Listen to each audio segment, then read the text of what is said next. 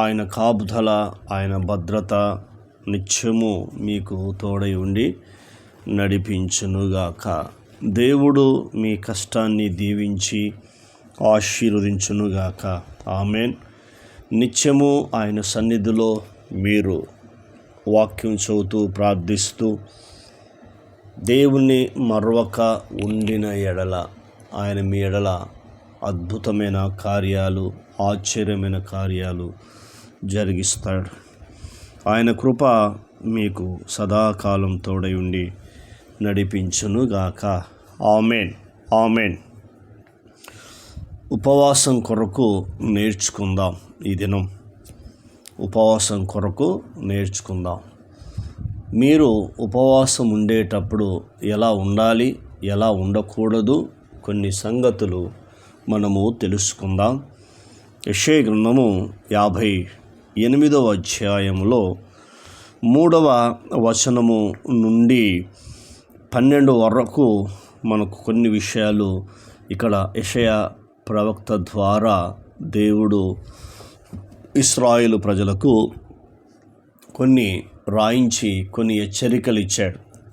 ఉపవాసం చేసేటప్పుడు ఎలా ఉండాలి, ఎలా ఉండకూడదో కొన్ని కండిషన్స్, షరతులు దేవుడు ఇక్కడ వారు నియమించాడు. అవేంటో మనము తెలుసుకుందాం. ఇప్పుడు వారు మాట్లాడుతున్నారు, ఇశ్రాయేలు ప్రజలు, మేము ఉపవాసం ఉండగా నీవెందుకు చూడవు, మేము మా ప్రాణములను ఆయాసపరుచుకొనగా నీవెందుకు లక్ష్య పెట్టవని అందురు. ఇక్కడ అందురని దేవుడు మాట్లాడుతున్నాడు. వారు ఇలా మీరు అంటారు అని చెప్తున్నాడు.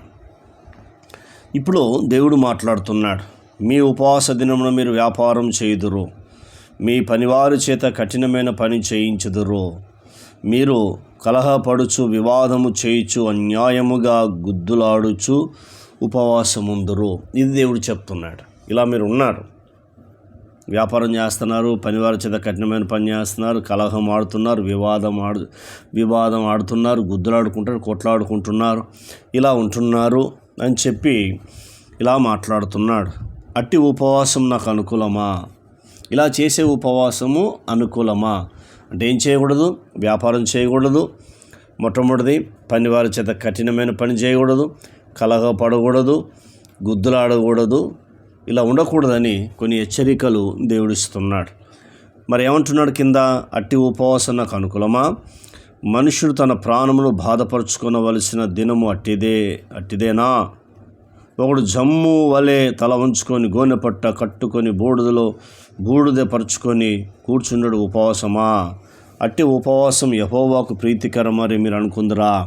అంటే ఇక్కడ ఏం చేస్తుందంటే, జమ్ము, ఇక్కడ మనం చూస్తున్నప్పుడు గోనె పట్ట, బూడిద, ఇక్కడ గోనె సంచి కట్టుకోవడం, జమ్ము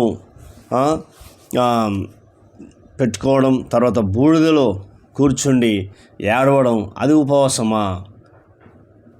అలా చేయకూడదు అని కొన్ని హెచ్చరికలు వారికి ఇస్తున్నాడు. అది ఉపవాసం కాదు. అట్టి ఉపవాసం యెహోవాకు ప్రీతికరమని మీరు అనుకుందురా? అది కాదు, ఆచార భక్తి కాదని చెప్తున్నాడు దేవుడు. ఎలా చేయమంటున్నాడు? దుర్మార్గులు కట్టిన కట్లను విప్పుటయు, కాడిమాని మేకులు తీయుటయు, బంధింపబడిన వారిని విడిపించుటయు, ప్రతి కాడిని విరగొట్టుటయు నేను ఏర్పరచుకున్న ఉపవాసం కదా, ఇది చేయమంటున్నాడు. తర్వాత కొన్ని చెప్తున్నాడు, నీ ఆహారము ఆకులను వారికి పెట్టుటయు, నీ రక్త సంబంధికి ముఖము తిప్పకుండుటయు, దిక్కుమాలిన బీదలను ఇంట చేర్చుకున్నటయు, వస్త్రహీనుడు నీకు కనబడినప్పుడు వానికి వస్త్రం ఇచ్చుటయు, ఇదే కదా నాకిష్టమైన ఉపవాసం. ఇవి చేయమంటున్నాడు. ఏంటి అంటే, ఇది ఎప్పుడైతే చేస్తామో దేవుడు చెప్తున్నాడు, ఇలా మీరు చేస్తే, ఇవి కొన్ని చెప్తున్నాడు. దుర్మార్గుడు కట్లు కట్టినాయి, కాడిమాను మేకులు తీసి బంధింపబడిన ప్రతి కాడిని విరగొట్టుటయు నేను ఏర్పరచుకున్న ఉపవాసం. ఆహారం లేని ఆహారం పెట్టాలి, రక్త సంబంధి ముఖం తిప్పద్దు, దిక్కుమాలిన వారి ఇంట చేర్చుకోవాలి, వస్త్రహీనుడు కనబడినప్పుడు వానికి వస్త్రం ఇచ్చుటయే, ఇదే కదా నాకిష్టమైన ఉపవాసం అంటున్నాడు. ఇదే కదా నాకిష్టమైన ఉపవాసం, నీకు తెలుసా? ఇదే కదా నాకు ఇష్టమైన ఉపవాసము.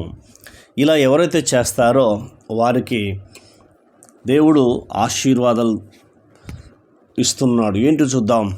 అలాగ నువ్వు చేసిన యెడల నీ వెలుగు వేకుచుక్కలు ఉదయించును, స్వస్థత నీకు శీఘ్రముగా లభించును, నీ నీతి నీ ముందర నడుచును, యెహోవా మహిమ నీవు నీ సైన్యపు వెనుకటి భాగమును కావలి కాయును.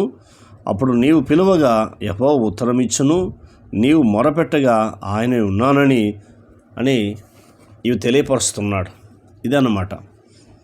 తర్వాత మళ్ళీ ఏం చెప్తున్నాడు, ఇతరులను బాధించుటయు, ఇవి మళ్ళా కొన్ని చెప్పాడు. స్వస్థత కలుగుతుంది, నీతి ముందు నడుస్తుంది, నీకు వెలుగు వేకుచుక్కలు ఉంటుంది, యెహోవా మహిమ నీ సైన్య వెనుకడు చుట్టూ కావలుంటుంది, నువ్వు పిలుస్తున్నప్పుడు యెహోవా ఉత్తరం ఇస్తాడు, నువ్వు మొరపెట్టగా ఆయనకు నేనున్నానని నీకు ధైర్యం చెప్తాడు. మళ్ళీ కొన్ని హెచ్చరికలు ఇస్తున్నాడు.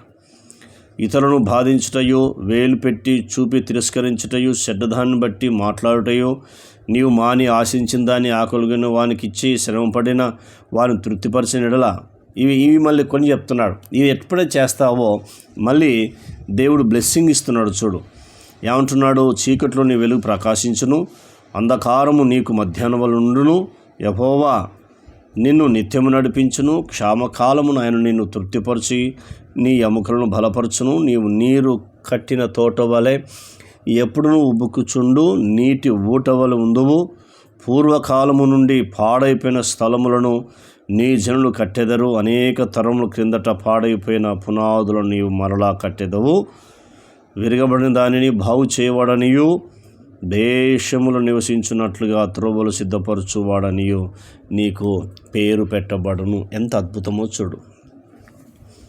ఇక్కడ మనం చూస్తే 2 సార్లు హెచ్చరికలు ఇస్తున్నాడు. ఎవరైతే వాళ్ళు పాటిస్తారో వారికి స్వస్థతను, ఆశీర్వాదము, కరువు ఉండదు, అన్ని రకాలుగా బెనిఫిట్స్ వస్తాయని దేవుడు చెప్తున్నాడు. ఇప్పుడు యేసుక్రీస్తు ప్రభువారు ఏం చెప్తున్నాడు చూద్దాం. అక్కడ తండ్రి అయిన దేవుడు చెప్తున్నాడు మత్తయి సువార్త 6వ అధ్యాయంలో. ఇక్కడ కుమారుడైన యేసుక్రీస్తు ప్రభువారు చెప్తున్నాడు 16 నుంచి 19 వరకు. మీరు ఉపవాసం చేయనప్పుడు వేషధారులు దుఃఖముఖులై ఉండకూడి, తాము ఉపవాసం చేయుచున్నట్టు మనుషులు కనబడని వారు తమ ముఖములు వికారం చేసుకొందరు, వారు తమ ఫలం పొంది ఉన్నారు నిశ్చయంగా మీతో చెప్పుచున్నాను. చూసారు అబ్బా ఎంత హెచ్చరికలు చూడండి. ఉపవాసం చేయుచున్నట్టు మనుషులు కనబడను కాకా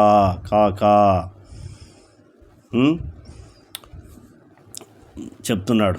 రహస్యమందున్న మీ తండ్రికే కనబడను. నీవు ఉపవాసం చేయనప్పుడు, ఇది ప్రాముఖ్యం చూడండి, నీ తలంటుకో, నీ ముఖం కడుక్కో, అప్పుడు రహస్యమందు చూస్తున్న నీ తండ్రి నీకు ప్రతిఫలం ఇచ్చును. ఇది ఉపవాసం. ఇటు ఉపవాసము దేవునికి ఇష్టమైంది. ఈ రీతిగా ఉపవాసం చేయి, ఇది నాకు ఇష్టమైంది, అప్పుడు దేవుడు అద్భుతం చేస్తాడు. ప్రార్థన. కన్న తండ్రి నీకు వందనాలు అయా. ఉపవాసం ఎలా ఉండాలి, ఎలా ఉండకూడదు, ఎలా ఉంటే నీవు వింటావు, విని జవాబిస్తావు. మాతో మాట్లాడేందుకు కృతజ్ఞతలు చెల్లిస్తూ యేసు నామములో పొందినాం తండ్రి. ఆమేన్. దేవుడు మనల్ని దీవించి ఆశీర్వించును గాక. ఆమేన్, ఆమేన్, ఆమేన్.